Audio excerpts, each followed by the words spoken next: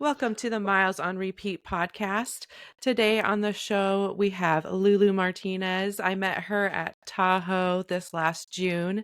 She also was a finisher. So, welcome to the show, Lulu. How are you doing? I'm fine. I'm happy to see you again. It's been a while. Yeah, it's nice to see you looking well rested and, you know, in some normal attire. Yes, I'm not delusional. Yeah, definitely. So I wanted to know more about your story. I was just so inspired by especially some of your finishers photos that I saw. But first, I just want to kind of know like where you're from, what you do outside of the running world.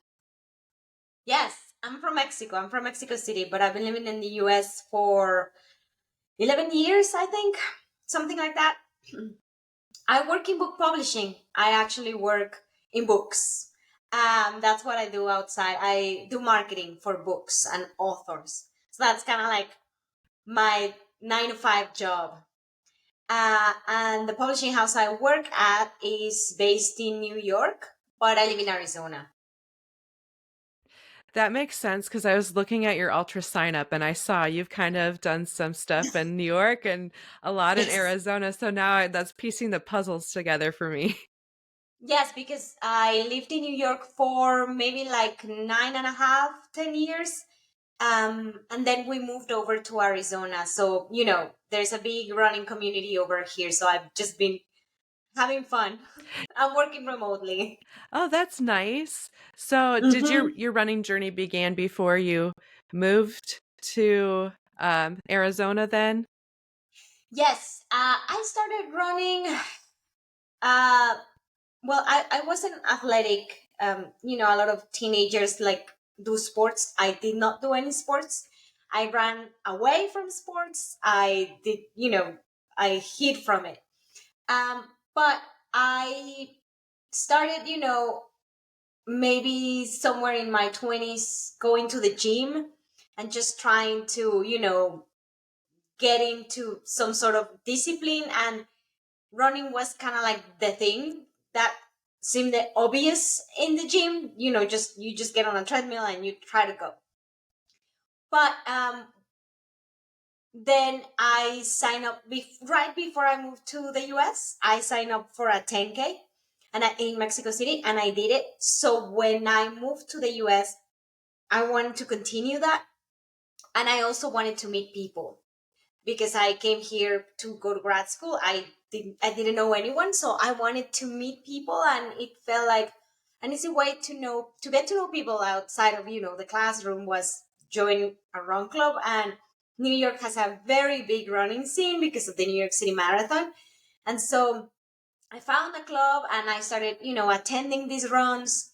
And within that running club, there was a smaller niche of runners who were doing trails, and so I started hanging out with them, and I started going to, trail runs, and one thing led to the other. And then here we are. Are there a lot of trails out in the New York area? I haven't been to that corner of the US, so I'm not sure what it's like out there. Yes, so New York City has, some, if you think of like Manhattan, well, Central Park is kind of like the place where everyone runs. And there's some, trails in the parks, but you have to actually go a little outside the cities to access the trails. I think the easiest way is just to take the train.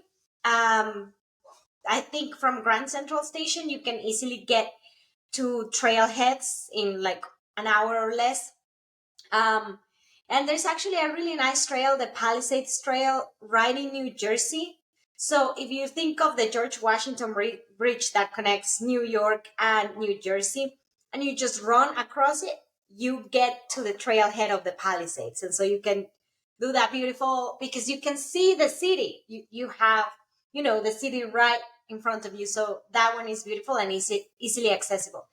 But yes, the New York City and Pennsylvania, Vermont, all of that has beautiful, beautiful trails.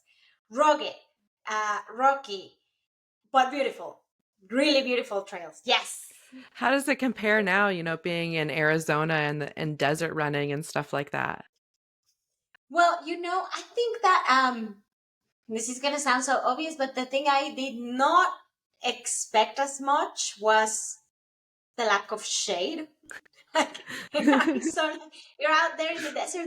And this is obvious. Like I said, um, there is no shade. You're always exposed to the sun. There's really no coverage. And I've been here for over a year now, and it's been pretty sunny the entire time. It's very rare that you get some cloud coverage. So you're completely exposed.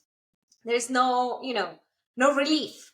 So you kind of have to learn to manage that. Whereas if you run on New York or those trails, you even though it's sunny and it's the summer, there's always some uh, trees and just kind of like that forest woods feeling. So yeah, it's different. Were you living in Arizona when you were training for Tahoe? Yes, but what happened was I started training for Tahoe when I was still living in New York because I was signed up to do Tahoe 2023. But then it got that massive snow and they moved it. So instead of happening in June, it was going to happen in July.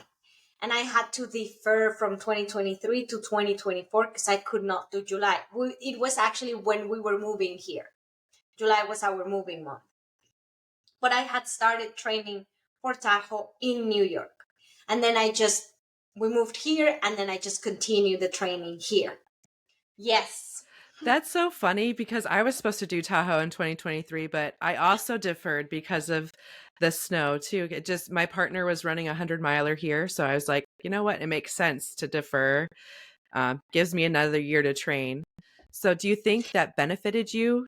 Absolutely. Yeah. Absolutely. Tahoe was, I mean, you were there. Tahoe was hard. It was really hard. And I knew going into it that it was going to be really hard.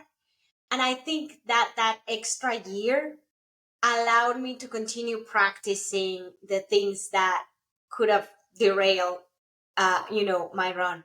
But I think that it was most about once I moved to Arizona, the vast majority of my training runs were alone. Whereas in New York, I was running with my husband.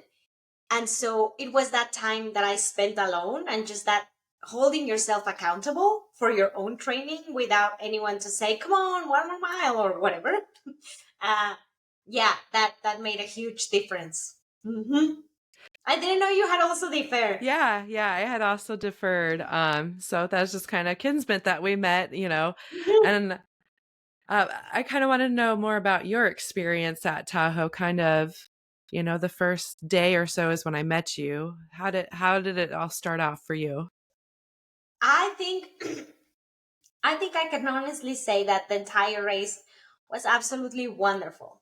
It was really hard, yes.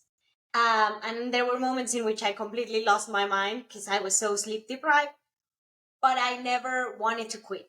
I think I had wanted it for so long. I had dreamed about that race for so long. I was obsessed with the race that I was just incredibly happy to be out there. And the place is gorgeous. I mean, even at night, you would see the moon reflected on the water. It was unbelievable. Um, I had a great time. Honestly, to me, it was the perfect first 200. The perfect. The people, the community, the aid stations, um, everything. To me, it was the perfect one. Hard to top. I definitely agree with that. So you were saying you're kind of dreaming about it. Was it because of the deferral, or had this seed been planted before for like a You while? know, in 2022, my husband did the triple crown and he completed it. And so I was crewing and pacing on those three races: Tahoe, Bigfoot, and Moab. And it was the first time he did the triple crown. So we didn't know what to expect. It was it's just such a massive thing, right? But when he was running the first race, Tahoe, every time I would see him in an aid station, it was a different course than you and I had. But every time I would see him in an aid station, I could see in him, but also in other runners, I could see that something was going on inside of them. Like their eyes were telling us that there was deep transformation happening. And I just felt I have to experience this. Mind you, I was someone who did not run trails alone. I was just doing roads. I had done ultras, but nothing significantly difficult. Um, and I wasn't doing mountains. It was not something that I gravitated towards, but being at Tahoe and seeing him and seeing these other runners, I thought there is magic. There is something that happens to people pushing themselves to this point, and I have to do it. And so when we were coming back, we were at the airport, at the lounge, the Delta lounge, and he had finished. He was incredibly happy, and I was just like, oh my god! And the lottery was open, so I was like, okay, I'm gonna put my name down. Let's see what happens. And from that moment, it's like I just focused. I was like my mind went like so narrow, and it was like, okay, let's get this project done. And I think that that's how the Tahoe seed was planted, by being there. I can definitely see that. I had not experienced that race personally prior to. It was just one that I thought was the easiest. So, I mean, if 200 miles is easy, right? That's what I was gonna say. I have heard that Moab is the easiest, but I have also heard that Tahoe is the easiest. I guess it depends on. No one says Bigfoot is the No. easiest. Funny enough, no one says that. No, I've never heard that about Bigfoot. No. So, is that one ever in the back of your mind, Bigfoot? Ooh, I would love that, but that is some technical terrain. That is, and again, I think that that is personal, and I know there's people who are incredibly good with technical. I'm not there yet, but I definitely want to do it. Um, but yes, that is much more rugged and outside of what I have experienced on right now. And I definitely want to get there. I mean, you live in that area of the country. How are the trails there? Um, some of them are pretty technical. I mean, I'm from South Dakota, so when I moved out here a couple years ago, these trails were like anything unlike anything I've ever experienced. I mean, you're going from like sea level to 4,000 feet in a matter of 4 miles or something like that. It's kind of extreme. Exactly. Where you're at in Arizona, do you have anything like to simulate technicality or big climbs? Um, there is some, yes, Arizona has some great trails and mountains. Sometimes you just have to like get there and get yourself there. But what I like about the Phoenix area in particular is that it is a valley surrounded by a lot of different parks. Wherever you are, you have the White Tanks, you have Estrella, you have McDowell, you have um, Santan, you have Cake Creek. So there's always different trails that you can explore that are within 1 hour driving distance. And then in the middle of the valley, there is the Phoenix Mountain Preserve. Um, and you can get some good climbing there. You might have to do a few repeats, but there's some good climbing there. As for technicals, I guess that's very subjective. I think there are some technical trails over here, but I'm sure people will say like, no, they're not that technical. But I guess it depends on one's perception of what technical is. How did you feel about like Tahoe's trails? Do you think they were technical at all? No, not at all. I thought they were beautiful, smooth. The the technical section, I would say, would be the power line, but that was just because it's so steep and there isn't really much grip. I mean, coming up, it's okay. It might take you a little bit, but you get there. But going down, You have to know how to go down, like otherwise you're gonna fall. And um, I'm thankful I did it in the daylight, because if I would have done that without, daylight, I think it would have been a little scary. I did fall, but it's just you fall on your back and then you get up and dust yourself off. But I think that was the technical section. What about you? Did you find that part hard as well? Oh, yes, most definitely going down it. I think I fell like 7 or 8 times going down it, and I was I was like screaming on the way down. I thankfully was in the morning and as well, so Yes. I was grateful for that. Because I couldn't But didn't imagine. you see?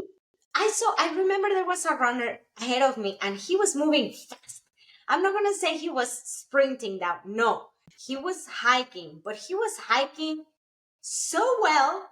You could tell that guy knew how to take a downhill. Did you see anyone going down I fast? did. I don't know if you know Shanoa Creer, but I saw her. Yes. I saw her going down in front of me and she was just like handling it so well. And here I was coming behind her with my pacer, just like on the verge of tears, pretty much. Well, it was like mile 150, 160, I want to say. So, yeah. Yeah, it's so inspiring when you see someone who you can tell, they've done this so many times and they just feel so confident. And I'm over here with my poles trying not to fall down. But I think that was the only technical section. Apart from that, it's a great trail. It's incredibly beautiful. Yes. I wholeheartedly agree. What was your favorite part of the whole experience? That's a very difficult question. Uh, I have to say, I think the most beautiful part was the community. The community. From the moment I got to the expo to pick up your bib, you can feel that tension in the air. People are so excited, but everyone is like smiling and asking questions. I met people there, people say like, "Hi, you're running." Every single volunteer, every single person who worked that race, employees or volunteers, they made you feel like family. Like they have missed you for many, many years, even though you've never seen them before. It was incredible. It was just so welcoming. And every time you would get to an aid station, there was like a big party, like, yes, you made it. And I'm like, yes, I did. And, it was just incredible. And even when you were out there, if you would see people, the photographers, it was just incredible. The community. I think that's that's the beautiful thing about these races is the community. And I remember pretty much the first 60 miles, everyone was very much like in a pack, particularly because of the snow crossing. And that was like a lot of fun. Everyone wanted to help the rest to make sure we all made it through whatever snow and ice was there. Um, I remember talking to people and some of us being just terrified of encountering a bear. So everyone was like, let's stay together throughout the night. So it was nice, the community. Was that your experience too? Oh, most definitely. Mhm. There was something so family-like about the whole atmosphere and kind of anybody that you talked to, whether it was the runners or the volunteers or just anybody, you just felt so connected to. I don't know. It Mhm. was such a beautiful experience to share with so many people. Um, speaking of you going through the night, I think I ran into you and I was going to tag along with you and a couple others, Danielle, I think. Yes, I ran with Daniel the first day, but then you took off, and I never saw you again. I I think I saw you coming you were coming into Tahoe City when I was coming out, I think, and I said hi to you. It was like in the middle of the night, but Probably. I think that was the only other time that I saw you. How long did you and Danielle run together? Just the first 60 miles. And then oh no, and then the 20 extra to Spooner. But by then she had her pacer and I had my pacer, so it was more like a group. We made it to Spooner and my feet were absolutely destroyed. Um, Everyone took their time to, change or whatever. We were going into the second night.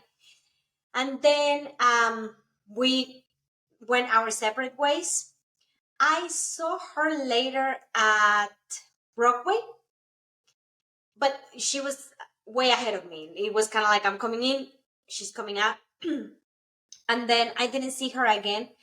Later, I saw that she finished and I just reached out and said, congratulations, that's incredible. We did it. Yeah. And then we just share stories about sleep deprivation. But it was just those first 60, 80 miles.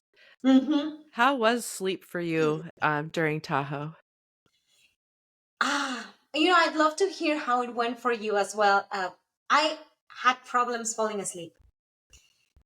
The first night is I wasn't going to sleep. You keep going, and I did try to sleep. I would lay down, but my mind kept rushing. Looking back, I think it was partly related to the fact that I was so worried about the cutoffs. I was never too close to the cutoffs that I actually felt like I'm not gonna make it. No, but I had maybe a few hours. It wasn't like 20 hours. No, it was just a few hours. You have to keep moving. So every time I would lay down, even if I had time to sleep, it was like my brain wouldn't stop. It would just keep saying, come on, let's go, let's go, let's go. And as the race went by, that Tahoe long thing in which everyone is like coughing and then you get like a lot of like phlegm. Mhm. Every time I would lay down, I had a really bad cough. So then it just became harder to sleep. I think that overall I must have slept 2 hours total Wow. throughout the entire race. What about you? Were you able to sleep? Um, Not very well. So I kind of similar situation. I mean, I never left with less than 4 hours before the cutoff, but I was like the first. I don't think I slept until what was the aid station before Brockaway? What the supposed it was supposed to be the 100-mile mark is when I finally slept. I was already like 40 hours in. I had just seen the race leader come through. Um, I think incline. Yes, Incline Village. Yes, that's where I finally got some rest. And I mean, I think I slept for 45 minutes at a time, and so collectively, like 4.5 hours maybe is what I got. Good. Okay. But isn't it crazy how you're so tired, but your mind won't let you sleep? It was pretty incredible, like because I wanted to sleep so bad, but it's just like I couldn't get my brain to shut off. I was worrying about cutoffs and making it. Um, And I really don't feel like I ever needed to worry that much, but for some reason you're just so I don't know, the feeling is electric, right? You're just like, I need to move, I need to do this, I need to finish this. And I think that, when you know how the Facebook group, everyone is like sharing tips before the race, like the couple of months before the race, it gets very active. And everyone is saying like, have a sleep strategy. I had my strategy and I thought, going in, like, sure, I'm going to be able to fall asleep. Like, if I'm tired, why not? It was that brain part that how do you prepare for something like that? Then, I would try to lay down and someone, my coach and my husband, they suggested, try to like some breathing exercises or maybe something more like a meditation type of thing just to calm down. Um, and it sort of worked, but I would fall asleep 20 minutes and then I would wake up in a panic. I have to go. But yeah, It was tough to fall asleep. Yeah, it definitely was. For me, I actually put on classical music. That's what helped me. I just put on some headphones with classical music and put my feet up, and I would fall asleep, but like 45 minutes on the dot I was up, like without an alarm. So crazy. And then when we came back, you're so sleep deprived, I felt like I was falling asleep everywhere. I'd be on my 9 to 5 normal day, and I'd be writing emails, and then I would just fall like this massive, tiredness. I would be like, "Oh, I need to go to bed," and it's only like 10 a.m. It was strange, but great experience. I think it's all worth it, right? Hmm. Absolutely, totally worth it. What are some things that you learned from Tahoe's experience that you're going to use going into Moab this year? Well, um, I I think that the most valuable thing I learned at Tahoe is that and this is gonna sound like a cliche, um, but I really learned that I'm capable of doing it. Going into Tahoe, it was my first 200, so training, I always had that in my mind. Can I do this? Is this too much? So that going now into the training for Moab, now at least I know physically it is doable, right? I can do this. Yes, it is possible. It's that possibility that really opens up the world. Um, when it comes to the actual race strategy, there are things that I definitely am trying to improve. First of all, feet care.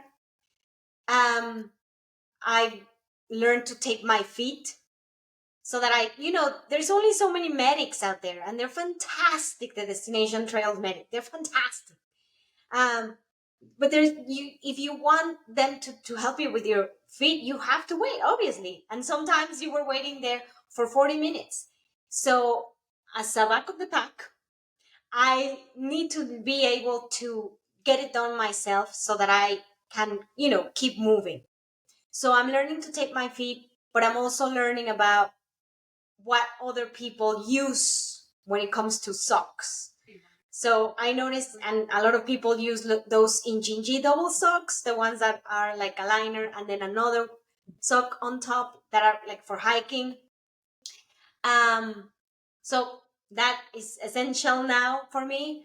But also, I've been reading into sleep strategies actually, and someone recommended that I should look into what people in highly stressful situations do, particularly people, for example, that belong to like the army or the SEALs, because they're at such high stress, literally flight or fight mode, that when they need to rest, they have to be effective and they have to learn how to shut their brains down.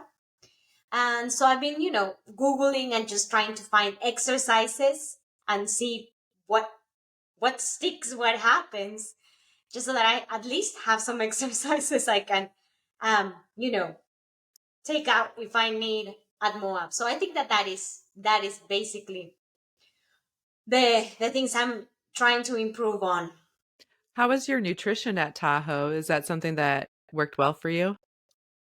Yes. Yes, I had a wonderful time nutrition wise. My body cooperated immensely. I ate so much food.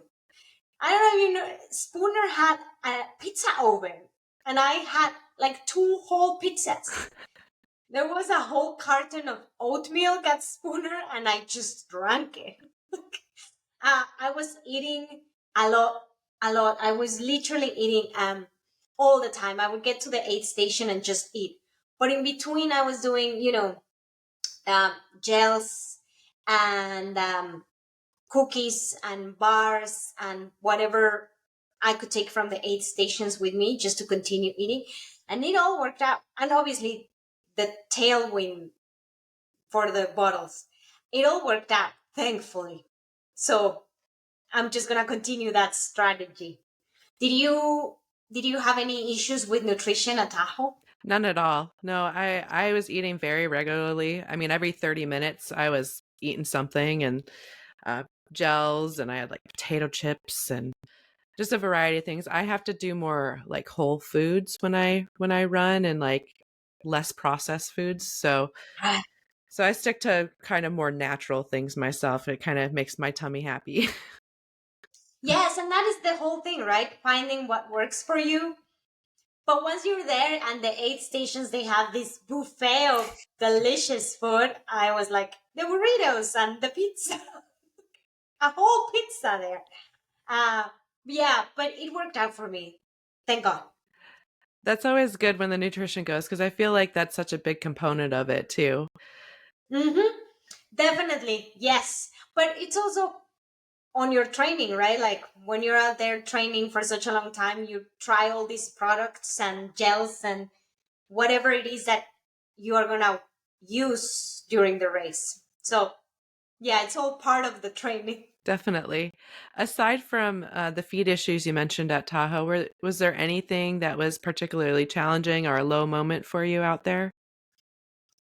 Um, I think that the lack of sleep really was the most difficult thing to navigate, the challenging, because I had never experienced anything like that. So you know, you prepare as much as you can, but until you're there, you don't know. And I had hallucinations, like visual, but also hearing, auditive hallucinations. And at night, hearing things was it was scary. And it was me and my pacer, who was my husband, who is my husband, and he was my pacer. And we're walking, and you're going, and it's dark, and I could hear voices. So I would turn around, and he's like, "There's no one," and I'm like, "No, but I can hear them." I couldn't make out what they were saying, but you can hear like imagine you're in a bar and you just hear voices. You don't really understand what they're saying, but that was kind of like the experience. It was very freaky, but then it's like, okay, it is what it is. What am I going to do? Once I slept, it all went away. But I'm going to say that that was the most challenging. It's that moment in which you realize that your brain is not functioning the way it always has, and it's like, oh my god, what's happening? But yeah, it was the hallucinations for sure. That sounds terrifying. It Did you tell your was. husband what was going on or that you were hearing Yes, things? I made sure to communicate it to my husband and my coach, who and his and her husband, who went there to crew. My coach is the absolute best, and she and her husband went there with their puppy to crew. So I made sure to let them know this is happening. You know, just because it's not something that I felt like I should not say, and also because the fourth night, uh, we were going up from incline to Spooner, and it was night, and it was the coldest night of the entire race. Leaving incline, they were actually making sure you had all your gear, and they were letting you know the temperatures are dropping. It's going to be really cold. Um, and that fourth night was the hardest one. I definitely had really bad hallucinations. My husband was in front of me, but I could also see him next to me, and I could see like buildings in the middle of the mountain. It was crazy, but that was kind of like the most difficult part. And then we got to the top of the mountain, and then you descend into Spooner. Once I got to the top of the mountain, it was so cold, and the wind in my face, it just woke me up. And then you feel like, oh, it's in the bag. It's in the bag. The hardest is done. And so you run into Spooner, um, and then it's the last day, the last morning. But yeah, I'm gonna say the fourth night. Where was your fourth night? Well, I guess I had started off like early evening going up from incline, and I got to Spooner at like 1 in the morning or something like that. Oh, wonderful. Yeah, yeah. And then it might have been just before 1, and then we were only in there for like 20 minutes because I was too cold. I mean, I ate, refilled my stuff, and I was like, let's go. Hindsight being 2020, I wish I'd stayed and rested a little bit, but I was kind of like ready to be done. Oh my God. I mean, I'm not kidding you. I came like into Incline Village like hooting and hollering like, "Oh, I'm got this. Like we're done." But Oh my God. It's so funny because you're like, I got this. I still have 40 miles, but I got this. it Yeah. was definitely different. I mean, cuz I had run, I don't know if you know Casey, um but I had run with him quite a bit, and he finished not too long before you, maybe an hour or so before you. And when I finished, I went back to my hotel and showered and slept for a little bit and came back to pick up my drop bags and got to see him finish. But Yes, you took off and then no one saw your dust. You did amazing. After, I was done and then you recover a little bit. I was going through the list to make sure everyone I had talked to had crossed that finish line. And when I saw your name, I was like, oh my God, she crushed it. You like killed that course. That's amazing. I mean, I did as best as I could do given everything. What was crazy is Danielle finished before me, and I did not see her at all. Like after the first day, or maybe I saw you guys at the first, like, when we first came in. I think I was leaving from the 62-mile mark, and you guys were coming in from Heavenly. Probably. Yeah, yeah. So I was just like, I was looking for her name on the finishers list too, because I met her before the race even happened. She was parked next to me, and we were chatting. So My God, it's so crazy. And, we all wanted everyone to finish. Um, it's so funny how, we all did the same, in which you go and you just scroll through the list. You want to make sure that everyone crossed that finish line. Um, yeah, it was a great experience. I stayed at the finish line as long as I could. Um, there was gonna be like pizza and maybe like some celebration, but we were like, okay, we had to go back and sleep. Um, and then I got back to the Airbnb and I couldn't sleep. I was just like wide awake. Um, like I could not believe it, just holding the finisher buckle and my mug, and I'm like, I cannot believe I just did this. can you believe it yet? Yes, yes, yes. It finally, but I still think of the race. I think every single day. It was the greatest um adventure I've ever done. I think it was the greatest adventure. How do you? Don't you feel that way when you look back at it? Oh yeah, most definitely. I want to do more 200s. Like I wish I could do one every month. Honestly, like wouldn't that be great to just unplug for 4 or 5 days? And Yes, yes. It'd be so great. so you get to be at Arizona Monster as well. I understand, right? You're going to be there crewing. Yes, I'm volunteering at the beginning of the race, and my husband is signed up to do the inaugural Arizona Monster.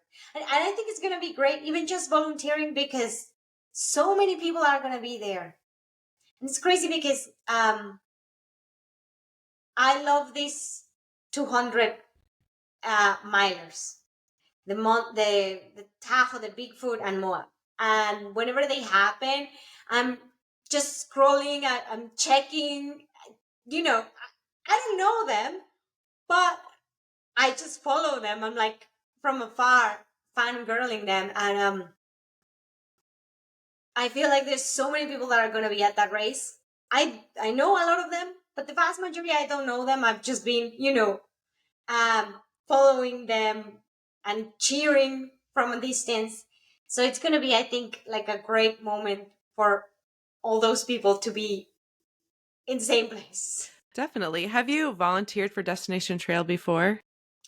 No, this is going to be my first time, and I'm excited to give back to the community that has given me so much. Have you volunteered with them? I did. I did at Bigfoot, and then in Moab at 2020. So I've been to all of the race venues, and I'll be volunteering at Bigfoot again this year. But um, Where in which aid station at Bigfoot? I don't know where I'll be this year, but I was at Twin Sisters last year. Oh wow! I didn't get to go to Twin Sisters. That was the aid station that I didn't make it to. Oh, you were there? Not this year. The year my Oh, okay. husband did the Triple Crown, because I needed to go get ready to start pacing at Owens, so I skipped Twin Sisters. That makes But sense. I heard that driving there is not that easy. That there's No. like this. No, you're going like on the side of a mountain, and like when we were leaving, there was people coming up to the aid station in like their big sprinter vans, and And it's it's so this like narrow. little bitty bitty road that you're trying to. It was kind of terrifying, but I can't say enough good things about volunteering and how much appreciation you have for this sport afterwards. It's I don't know. There's nothing better to me than being a part of those events, regardless of. Yes. Yes, that's something I'm really looking forward. Just being a little part on this incredible athlete's journey. I mean, it's 300 miles. That's a lot. But you're training for 240. It's that not that much under there. Yes, but that's like 2 or 3 more days out there. I think they have something like 7 days to finish the race. If I was going crazy with 4 nights, imagine adding a fifth or a sixth night. I think I would have completely lost it. I might have to ask you after you finish Moab, how Mhm. you're feeling about a 300 in the future. I'll let you know for sure. I feel like you with these things you can only like build and build and build, right? Just further distance. Yeah. And I wouldn't be surprised if someone in the next year or so comes up with an even longer race. And they just continue pushing until, they're like, okay, there's nothing else to do because logistically it can't be done anymore. Because I can only imagine it must be really hard to put together a race that is that long. Like 200 miles, so many aid stations, so many things to coordinate. It must be really hard. Yeah. I can't imagine. I don't envy them for doing that. Um, One thing I wanted to talk about was I saw some of your finishers photos and I saw you had the Mexican flag with you. Is that something you carried with you the whole time? Yes. Um, yes. For, longer races. So 100 or now Tahoe.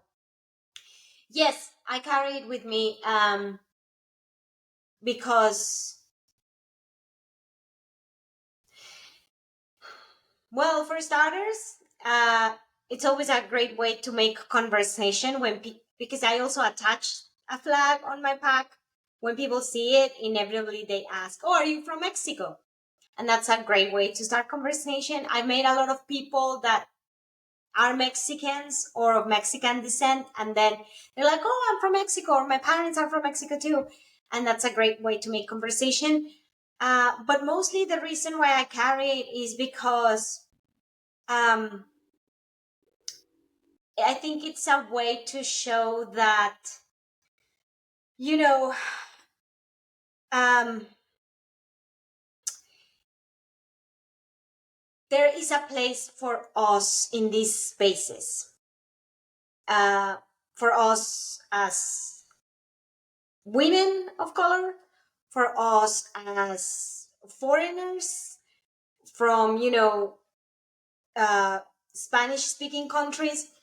Um, so I think it's also making the statement of there is space for us. Let's carve space for us in these races.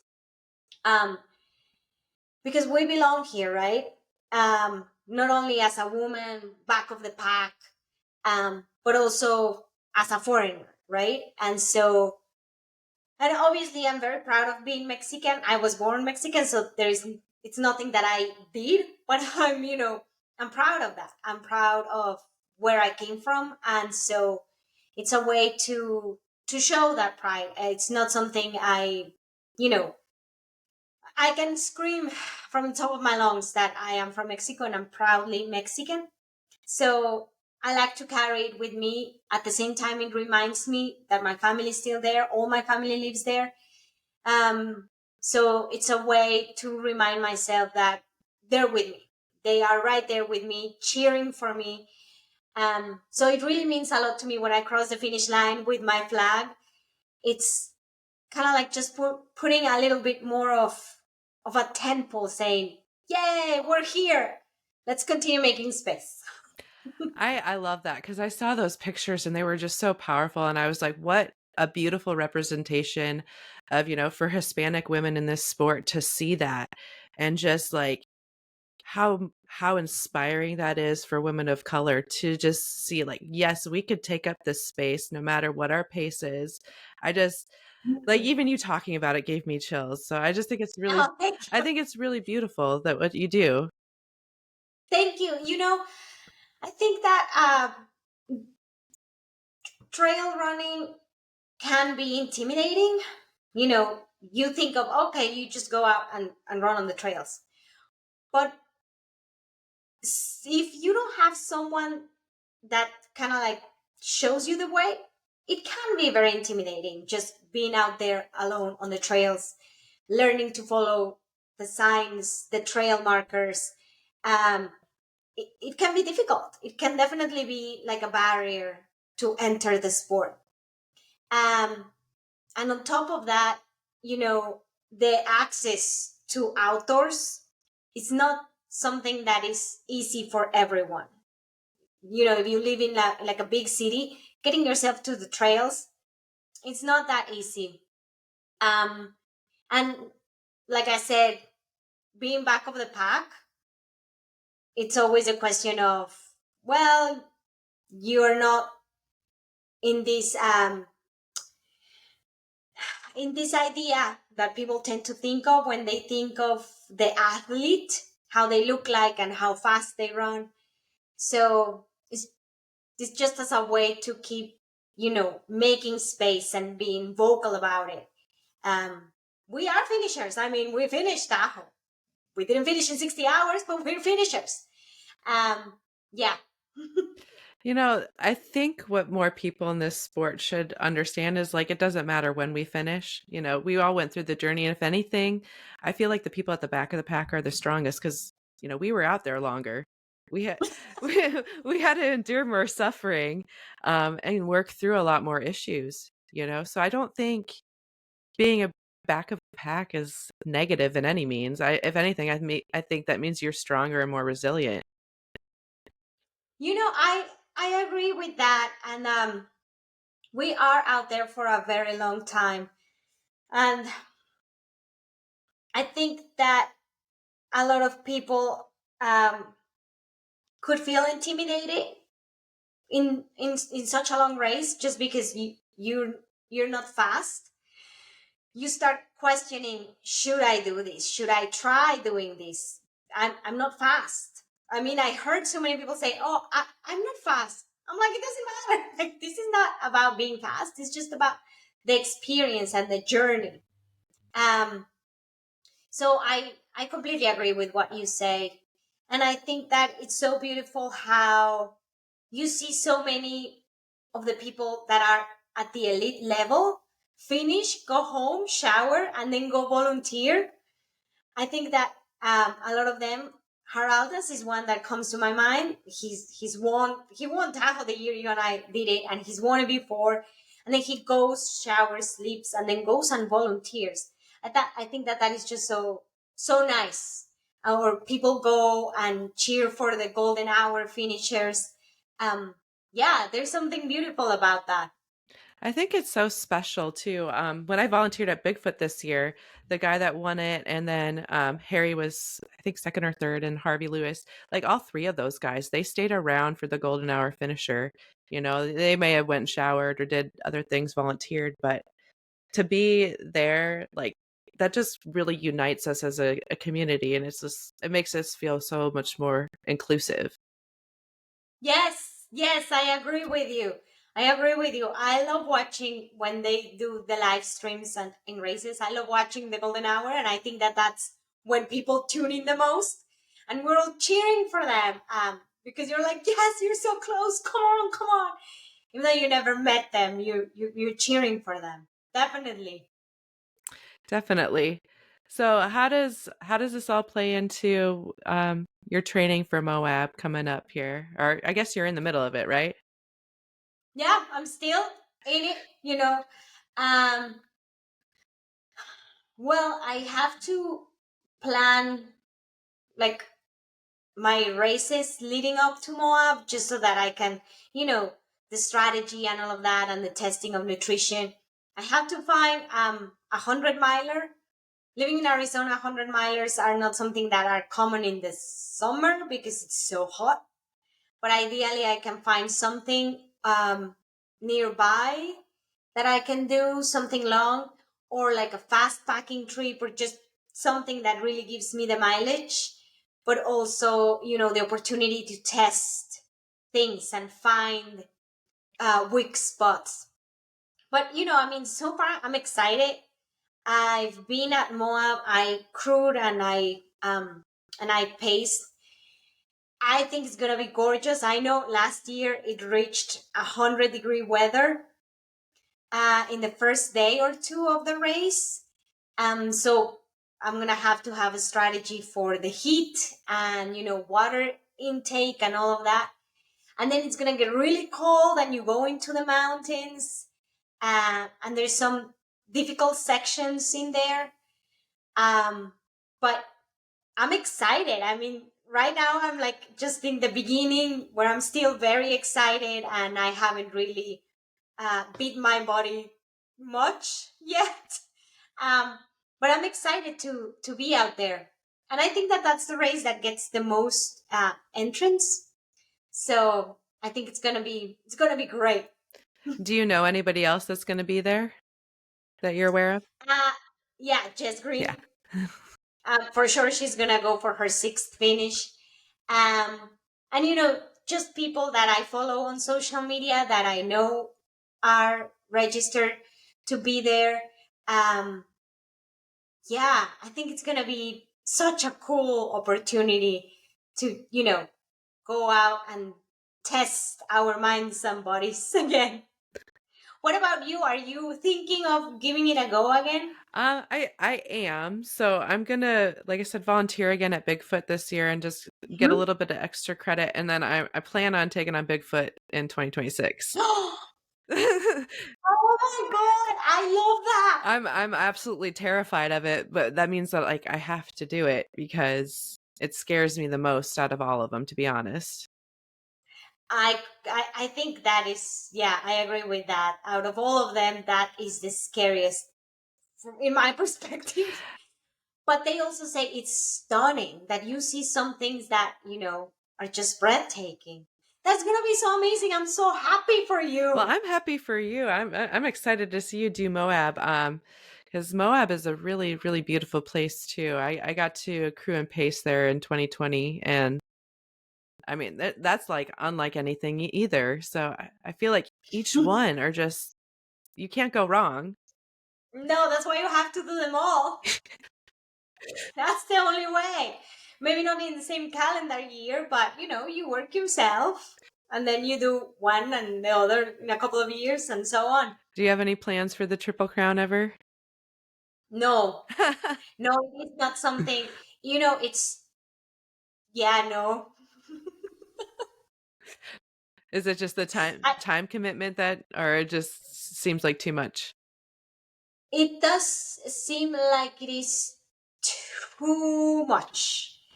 Um, and yeah, it's very scary. And I know it's completely possible. I mean, so many people have done it, but it's really outside of what I could even grasp right now. Maybe in 10 years, but I mean, right now it just seems like so wild for me. Yeah. What about you? Have you? Ever thought about it? I mean, I've thought about it, but it's nothing I'm ready for yet, to be honest with Yeah. you. I mean, the amount of logistics and money that goes into that kind of stuff is kind of a deterrent for me, I guess. That is also so true. And then I mean, there's people who do it alone. So you don't have to have crew and pacers, but I love having crew and pacers. I do need them. um, and you really have to have a big network, because people are putting their time, their effort, their PTO for you.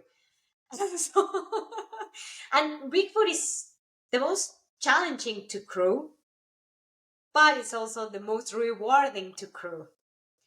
I met incredible people at Bigfoot just crewing, because you're there for 8 hours just waiting. You can't really do anything. There's not even signal for your cell phone. So, yeah, it's going to be amazing. Oh my God. Do you already have crew and pacers in mind for Moab this year? My husband. Do you guys pretty much just crew and pace each other all the time? Yeah. Yeah. Hmm. And then, sometimes, like in the case of Tahoe, someone volunteers. In the case of Tahoe, my coach said, I'm going to be there for you. Um, she's my coach, but I also consider her my friend. Um, but, again, people are doing PTO for you and traveling for you. So it's not something that, it's that easy. So you have to go into these things thinking, well, it might just be me and my husband. But yeah, that's pretty much how we do it. It's him and I. And sometimes someone might raise their hand and kindly volunteer, but otherwise it's us. Have you guys ever ran a race together before? He is much faster than me. Um, so running like together, no, it wouldn't work. The only one we ran together is the Breakneck Marathon in New York. Um, it's a trail marathon, and it's considered the toughest marathon in the Oh, Northeast. wow.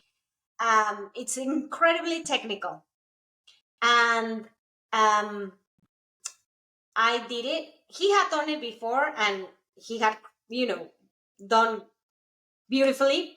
But the year I did it, he actually told me, I'll run it with you. Because there's some scrambling, like that you actually have to like go up with your hands. So he was just like, I'll do it with you. I'll help you just to make sure you're safe. Um, so it was like his slowest time ever. But that was kind of like the only race we ran together. Mm-hmm. At least you got to experience one together, but it's always good to have a built-in crew and support person.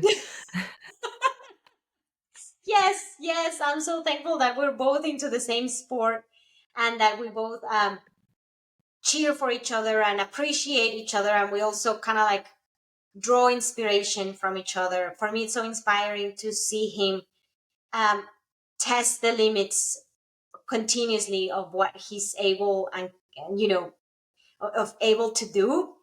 It always inspires me. I love that. Um, yeah, it's great to have crew and pacer at home. Yeah, definitely. I'm excited for you both this year. Best of luck to him, and I'm Thank you. excited for you at Moab. Um, I was going to ask, is there anybody that inspires you aside from your husband?